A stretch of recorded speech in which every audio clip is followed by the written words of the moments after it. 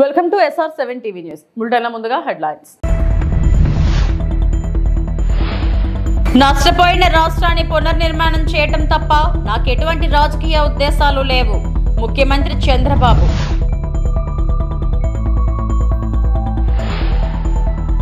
పథకాల పేరుతో ప్రజలపై మోసం చేస్తున్న ప్రభుత్వం. Harish Rao.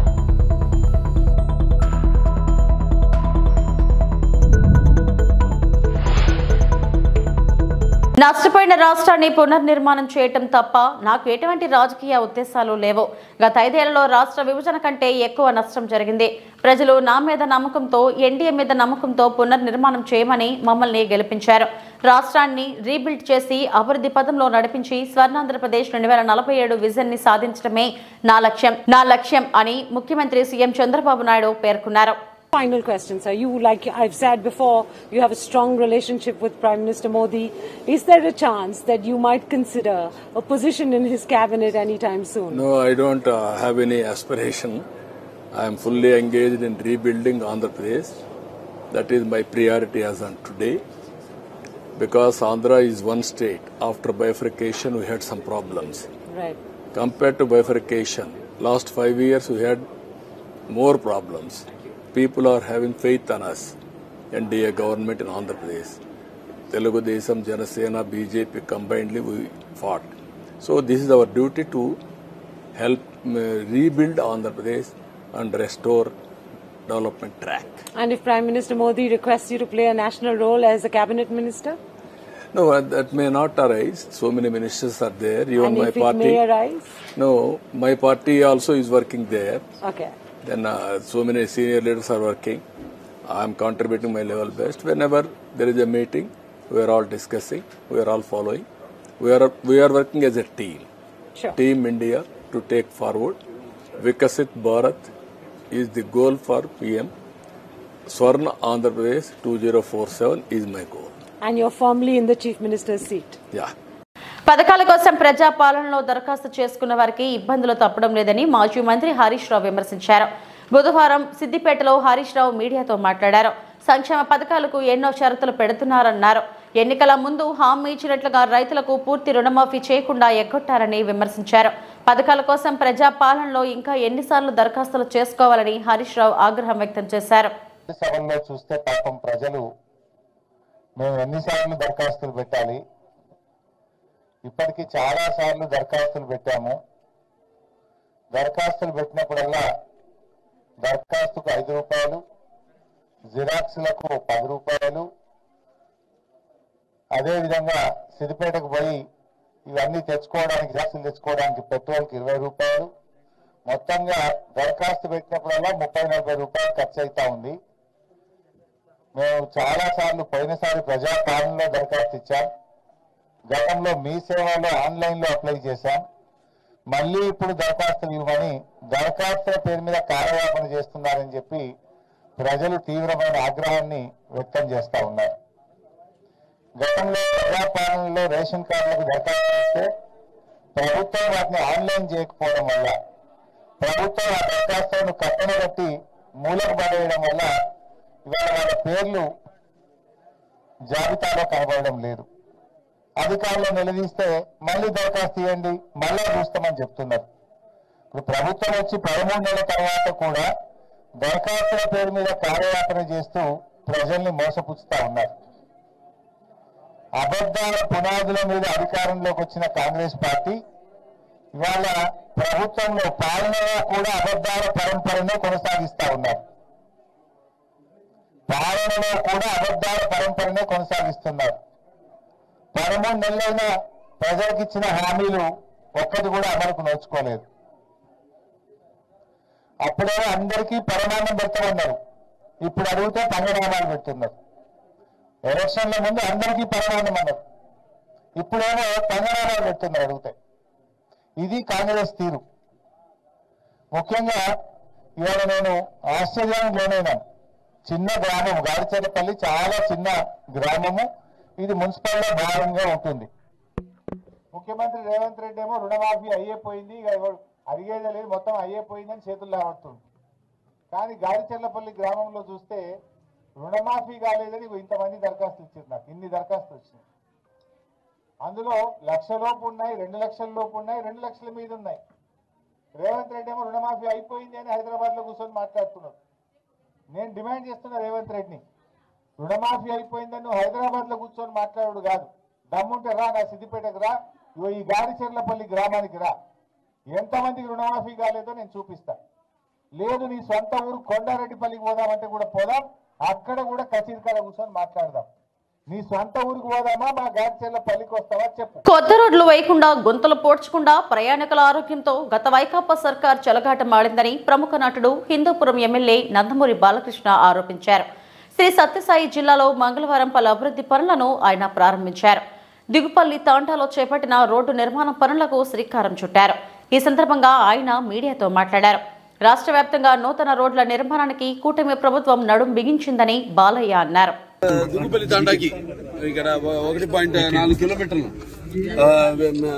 BT road, tar road ఈరోజు దానికి చేయడం జరిగింది. 75 లక్షల వ్యయంతో ఈ యొక్క రోడ్ని నిర్మించడం జరుగుతుంది. తెలుగుదేశం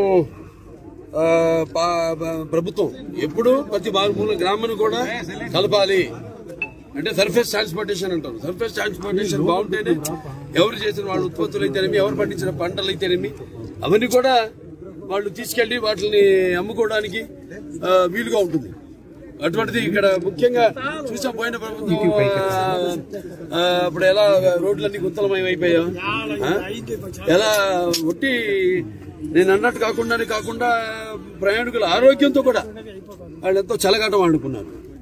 సరే, ఇవాళ తెలుగుదేశం ప్రభుత్వం ఈ 6 నెలల్లోనే 30 కోట్ల రూపాయలు NREGS దాని కింద మరి మొత్తం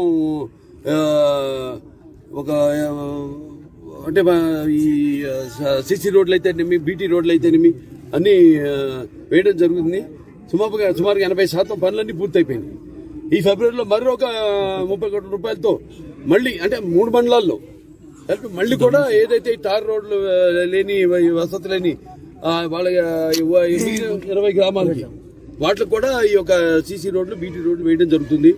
అలాగే 10 కోట్ల రూపాయల ఈ యొక్క పంచాయతీ నిధులతో అన్ని గ్రామాల యొక్క అభివృద్ధిని కూడా ఇటువంటి నిర్లక్ష్యానికైనా ఈ యొక్క ఏదైతే రోడ్లు అయితే ఉన్నాయో, ఏవైతే ఎగ్జిస్టింగ్ రోడ్స్ అన్నింటినీ కూడా కాపాడుకోలేని ఏదైతే మనకి విడిచిపెట్టేలారో పోయిన ప్రభుత్వం, వాటిలన్నిటికీ మరొక ప్రణాళిక ప్రకారం ఆర్థిక వనరులను సృష్టించుకుని ఇవాళ సృష్టించేదే వీళ్ళకే ఒక దారి లేకుండా చేసి అసలు ఒక్క గొయ్యి కూడా పూడ్చని ఒక పాపానికి పోలేదు.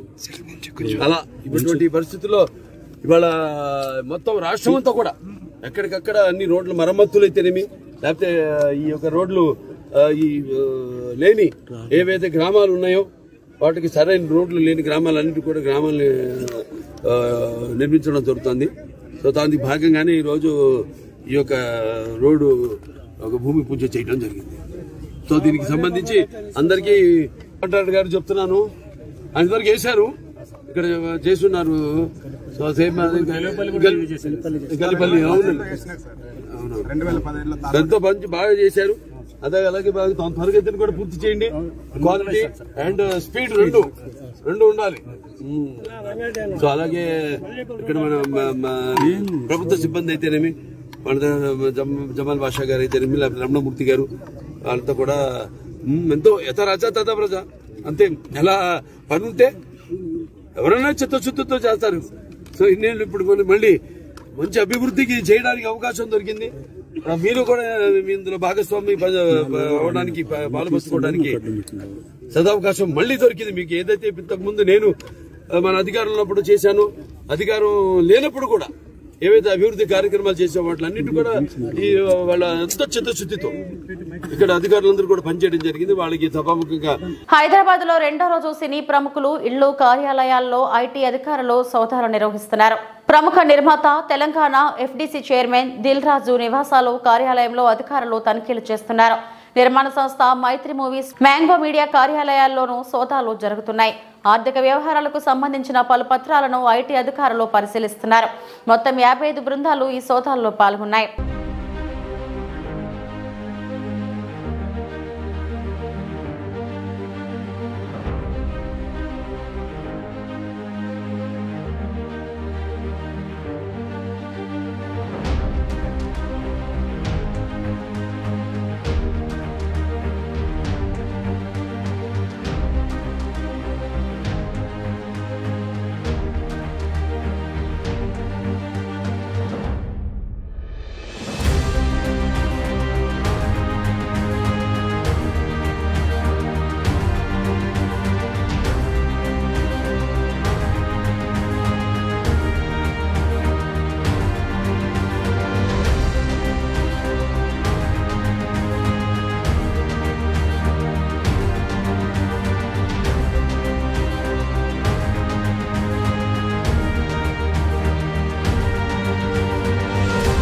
బీఆర్ఎస్ వర్కింగ్ ప్రెసిడెంట్ కేటీఆర్ తెలంగాణకు గుండెకాయ అయిన హైదరాబాద్ గత ఏడాది కాలంగా వరుస సంక్షోభాల్లో చిక్కుకుందని భారత రాష్ట్ర సమితి వర్కింగ్ ప్రెసిడెంట్ కె తారక రామారావు ఆవేదన వ్యక్తం చేశారు.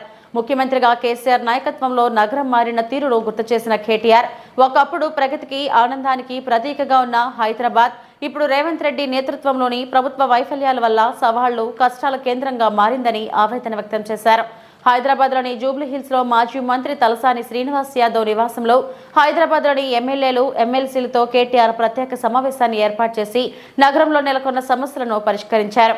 ఈ సమావేశంలో శాసనసభ్యులు గత ఏడాది కాలంగా హైదరాబాద్ వాసులు ఎదుర్కొంటున్న రోజువారీ పోరాటాలను ఎత్తి చూపారు. వీటిలో సరిపడని పారిశుద్ధ్యం, తాగునీటి కొరత మరియు వ్యాపార వాణిజ్య మరియు పారిశ్రామిక కార్యకలాపాలకు అంతరాయం కలిగించిన విద్యుత్ కోతలు ఉన్నాయి.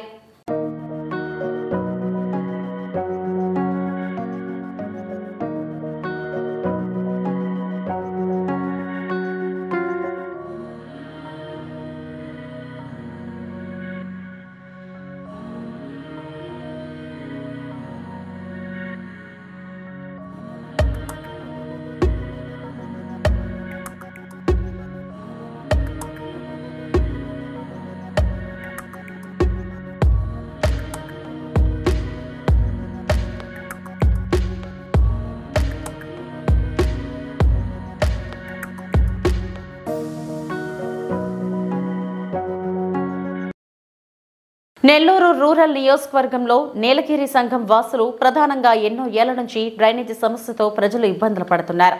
ఈ పరిస్థితుల నేపథ్యంలో గడప గడపకు కోటంరెడ్డి గిరిధర్ రెడ్డి కార్యక్రమం జరిగినప్పుడు ఈ సమస్యను ఆయన దృష్టికి తీసుకుని వెళ్లారు. తమ్ముడు గిరిధర్ రెడ్డి హామీ మేరకు అన్న rural MLA Kotamreddy Sridhar Reddy drainage కాలువల నిర్మాణానికి 38 లక్షల నిధులను కేటాయించారు.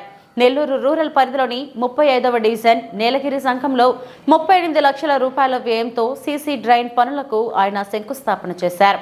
ఈ సందర్భంగా ఆయన మాట్లాడుతూ నీలగిరి సంఘం వాసులు డ్రైనేజీ సమస్యలకు పరిష్కారంగా ఈ నిధులను కేటాయించామని, మరో 9 లక్షల రూపాయలు కేటాయిస్తే ఈ ప్రాంతంలో శాశ్వతంగా డ్రైనేజీ సమస్య పరిష్కారం అవుతుందన్నారు.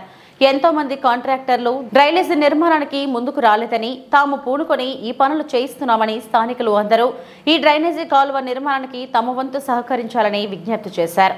కార్యక్రమంలో టీడీపీ సీనియర్ నేత తాటి వెంకటేశ్వర్లు, యాకసిరి శరత్ చంద్ర, వదనాల వెంకటరమణ, ముని, మంద బాబ్జీ తదితరులు పాల్గొన్నారు. రూరల్ నియోజకవర్గం నీలగిరి సంఘంలో 38 లక్షల రూపాయల వ్యయంతో 1400 మీటర్ల డ్రైన్ల నిర్మాణం. వాస్తవం చెప్పాలంటే ఓ నెల రోజుల ముందు నా తమ్ముడు కోటంరెడ్డి గిరిధర్ రెడ్డి గడప గడపకి ఈ ప్రాంతానికి విచ్చేసినప్పుడు ఈ ప్రాంతంలో ఉండే నాయకులు కావచ్చు, ఈ ప్రాంతంలో ఉండే ప్రజలు కావచ్చు, నీలగిరి సంఘంలో దీర్ఘకాలికంగా ఉన్నటువంటి ఈ యొక్క డ్రైన్ల నిర్మాణం. ఎందుకంటే ఇక్కడ డ్రైన్లు చేసేదానికి కాంట్రాక్టర్లు ఎవరు ముందుకు రాని పరిస్థితి. చిన్న చిన్న వీధులు, కష్టసాధ్యమైనటువంటి పని. దాంతో గతంలో అనేక ప్రయత్నాలు చేసిన కాంట్రాక్టర్లు ముందుకు రాని పరిస్థితి. కానీ గడప గడపకి కోటంరెడ్డి గిరిధర్ రెడ్డి కార్యక్రమంలో భాగంగా గిరి మాట ఇచ్చాడు.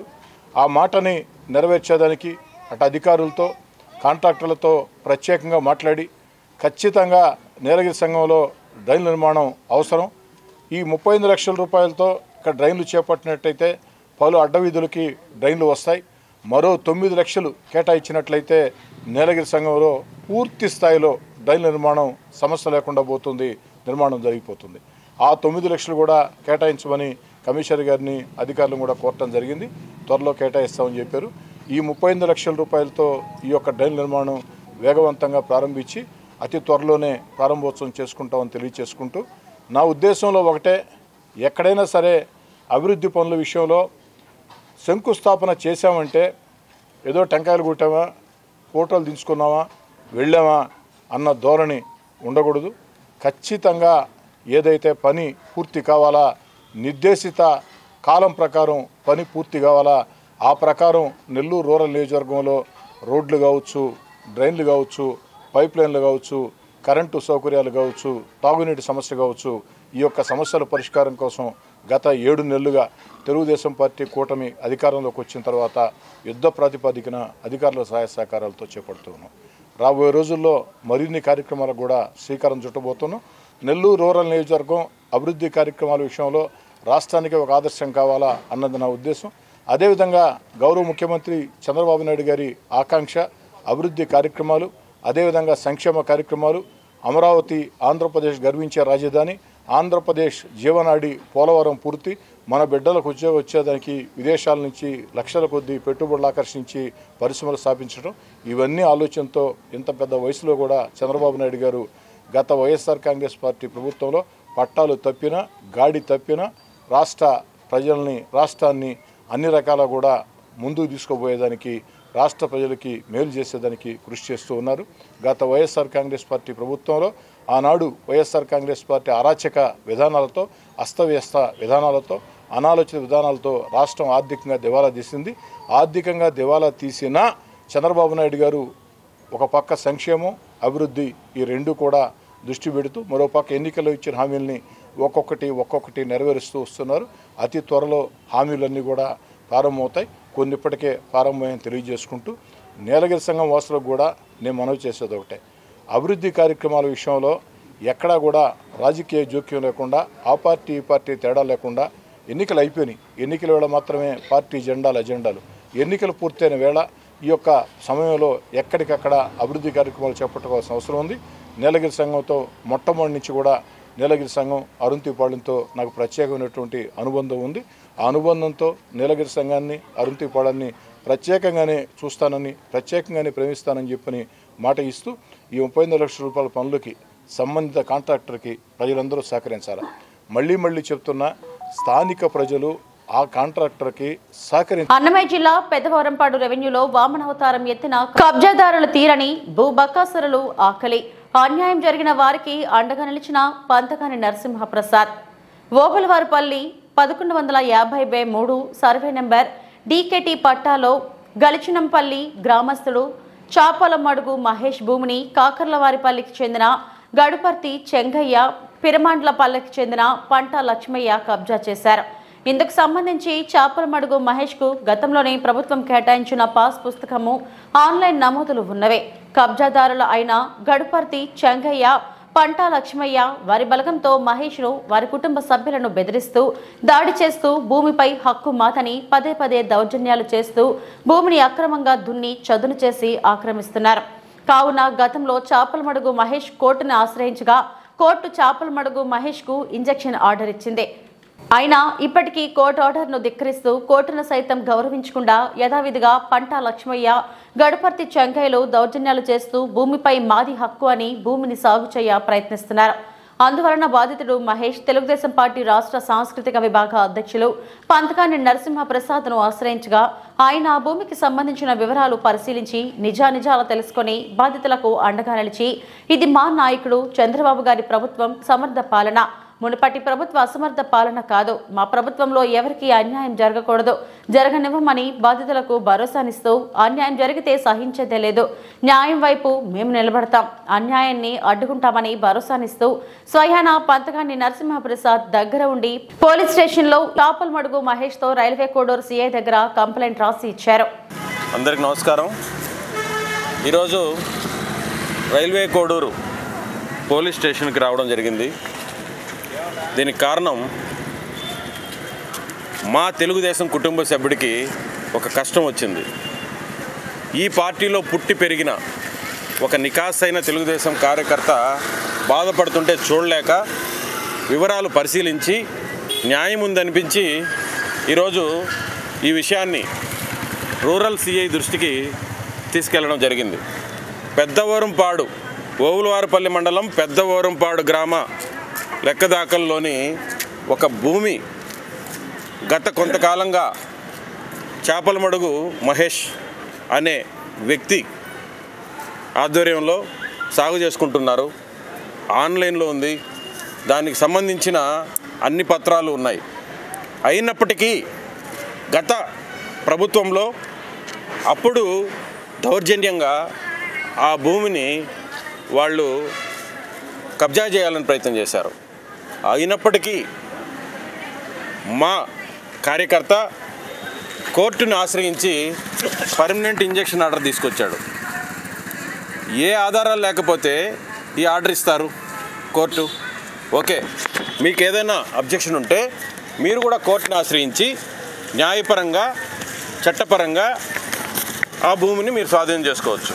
అలా కాకుండా మాకు బలం ఉంది, మాకు ఇంకొకటి ఉందని విచ్చలవిడిగా ప్రయత్నం చేసి గత 5 సంవత్సరాలు ఇబ్బంది పెట్టారు. సరే, ఇబ్బంది పడాం 5 సంవత్సరాలు. ఇలాంటి కోకొల్లమైన కేసులు మనం రాష్ట్ర వ్యాప్తంగా చూసాం.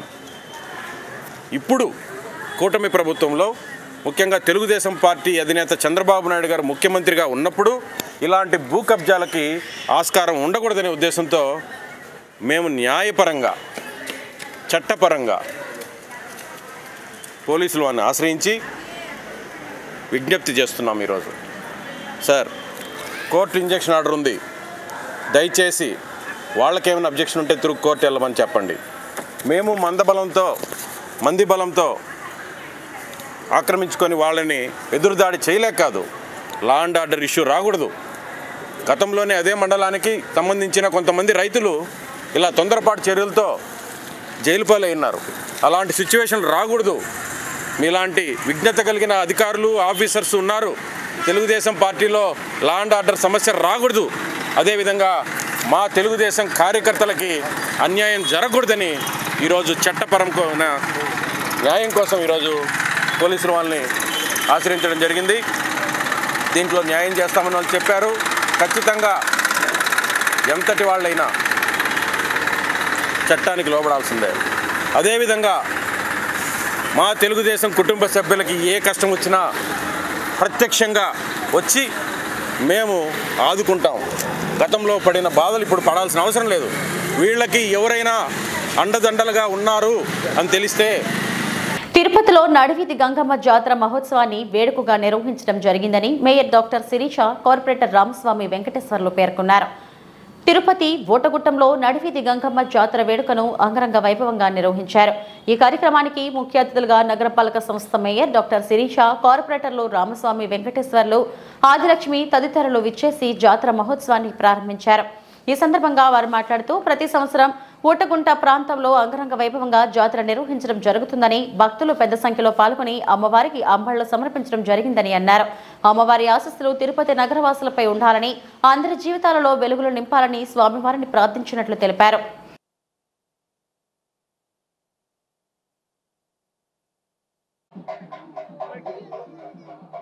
ప్రతి సంవత్సరం 29వ డివిజన్ ఊటగుంటలో నడివీధి గంగమ్మ జాతర జరపడం ఆనవాయితీగా వస్తున్నది. ఈ సంవత్సరం కూడా 29వ వార్డులో ఉన్నటువంటి ప్రజలందరూ కూడా ఎంతో భక్తి శ్రద్ధలతో ఈ రోజున గంగమ్మ తల్లికి అంబిలి పోయడం జరిగింది. రాత్రి మరలా కుంభం వేసి అమ్మవారిని మొక్కులు తీర్చుకోవడం ప్రతి సంవత్సరం వస్తున్న ఆనవాయితీ. ఇక్కడ నివసిస్తున్నటువంటి ప్రజలందరూ కూడా అమ్మవారి ఆశీస్సులతో సుఖ సంతోషాలతో శాంతియుతంగా జీవించాలని అమ్మవారిని ప్రార్థిస్తూ 29వ డివిజన్లో నివసిస్తున్న ప్రజలందరికీ కూడా మరొక్కసారి మా నడివీధి గంగమ్మ ఆశీర్వాదాలు మెండుగా కలగాలని ప్రార్థిస్తూ ఇవి ఇప్పటివరకు నా బులెటిన్ అప్డేట్స్. నమస్తే.